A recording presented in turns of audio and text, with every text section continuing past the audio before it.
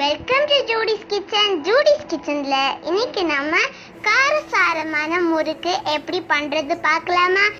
இப்போ ஒரு முறுக்கு உங்களுக்கு நான் உடைச்சி காமிக்கிறேன் பாருங்க. ரொம்ப கிறிஸ்பியா ரொம்ப நல்லா இருக்கு. அதே மாதிரி டேஸ்ட் பார்த்தீங்கன்னா நல்ல காரசாரமா நல்ல ஸ்பைசியா சூப்பரான ஒரு முறுக்கு. இது பண்றதுக்கு ரொம்ப ஈஸி தான். இது வரைக்கும் எங்க சேனலை சப்ஸ்கிரைப் பண்ணாதவங்க சப்ஸ்கிரைப் பண்ணுங்க, அப்படியே பக்கத்துல இருக்க பெல் பட்டனை கிளிக் பண்ணுங்க.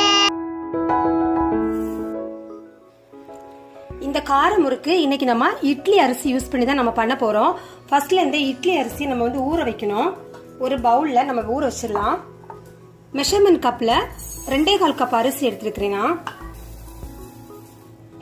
நம்ம கேக் பண்றப்ப யூஸ் பண்ற அந்த மெஷரிங் கப்ல தான் எடுத்துருக்கிறேன். உங்களுக்கு கிலோ அளவுல மெஷர்மெண்ட் வேணும்னா டிஸ்கிரிப்ஷன் பாக்ஸ்ல வந்து நான் போஸ்ட் பண்றேன், நீங்க பாத்துக்கோங்க. இப்போ இந்த அரிசி கூட ஊற வைக்கிறதுக்கு 10 காஞ்ச மிளகாய் எடுத்துருக்கிறேன். காஞ்ச மிளகாயோட விதை எல்லாமே எடுத்ததுக்கு அப்புறமா இதுல வந்து கலந்து நம்ம கழுவி இதை ஊற வச்சிடலாம். இந்த அரிசி வத்தல் ரெண்டையுமே சேர்த்து ஒரு 3 மணி நேரம் ஊற வச்சிருங்க.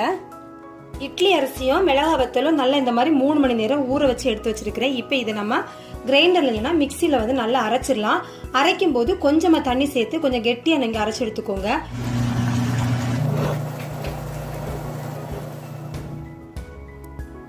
இந்த மாவை இந்த மாதிரி நல்ல நைஸா கெட்டியா அரைச்சு எடுத்து வந்தாச்சு. நம்ம மெஷரிங் கப்ல 2 கப் பொட்டுக்கடலை மாவு இதுல சேர்க்கணும். 1 டேபிள் ஸ்பூன் ஜீரகம், 2 டேபிள் ஸ்பூன் வெள்ளை எள், அப்புறமா இந்த மாவுக்கு தேவையான அளவு உப்பு, இது கூட 1/4 கப் சன்ஃபிளவர் ஆயிலும் சேர்க்கணும். ஃபர்ஸ்ட்ல நீங்க தண்ணி எதுவுமே சேர்க்காம இது நல்லா வந்து பிசைஞ்சு பாருங்க. அப்புறமா தண்ணி தேவைப்பட்டுனா மட்டுமே நீங்க தண்ணி சேர்த்துக்கோங்க. இன்கேஸ் வந்து மாவு உங்களுக்கு ரொம்ப லூஸா இருந்துச்சுன்னா அந்த முறுக்கு பிழிகிற அந்த பதத்துல உங்களுக்கு கிடைக்கலன்னா கடைசியா வந்து கொஞ்சமா அரிசி மாவு கூட நம்ம சேர்த்துக்கலாம். இன்ஸ்டன்ட் அரிசி மாவு உங்ககிட்ட இருந்துச்சுன்னா அதை நீங்க சேர்த்துக்கலாம். இப்போ இதை நம்ம நல்லா பிசைஞ்சிடலாம்.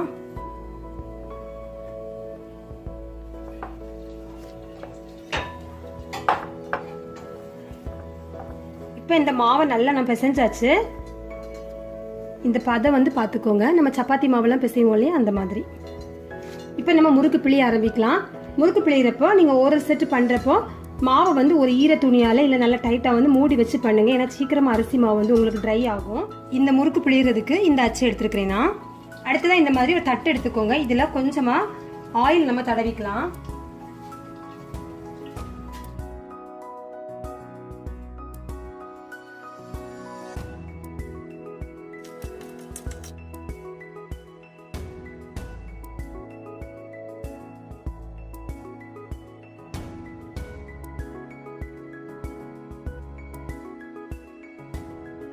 இந்த மாதிரி 2-3 முறுக்கு அந்த மாதிரி பிளேட்ல நீங்க பிழிஞ்சு வச்சிட்டீங்கன்னா உங்களுக்கு எடுத்து போடுறதுக்கு ஈஸியா இருக்கும்.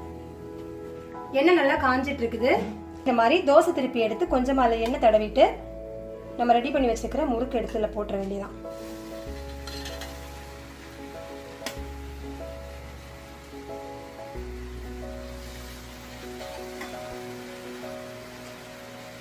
இந்த முறுக்கு வந்து உங்களுக்கு வேகிற டைம்ல நீங்க அடுத்த செட் வந்து 2-3 முறுக்கு இந்த மாதிரி போட்டு நீங்க ரெடி பண்ணா போதும். ஒரே டைம்ல நீங்க போட்டு வச்சீங்கன்னா சீக்கிரமா அந்த முறுக்கு மேல வந்து காயிற மாதிரி ஆயிடும். இந்த முறுக்கு போடுறப்போ எண்ணெய் வந்து நல்லா காஞ்சிருக்கணும். அதுக்கப்புறமா அடுப்பை கொஞ்சம் ஸ்லோ பண்ணிக்கோங்க. ஒரு மிதமான ஃப்ளேம்ல, சிம்ல இல்ல ஒரு மீடியம் ஃப்ளேம்ல வச்சு ஃப்ரை பண்ணிடுங்க.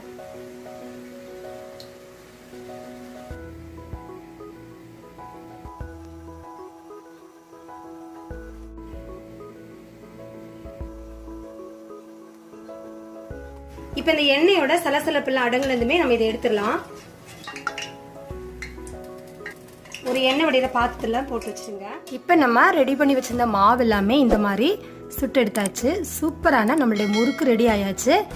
இந்த ரெசிபியை நீங்களும் ட்ரை பண்ணி பாருங்க. இந்த வீடியோ பிடிச்சிருந்துன்னா லைக் பண்ணுங்க, ஷேர் பண்ணுங்க. இந்த வீடியோ பத்தின கமெண்ட்ஸ் எனக்கு போஸ்ட் பண்ணுங்க. தேங்க்யூ.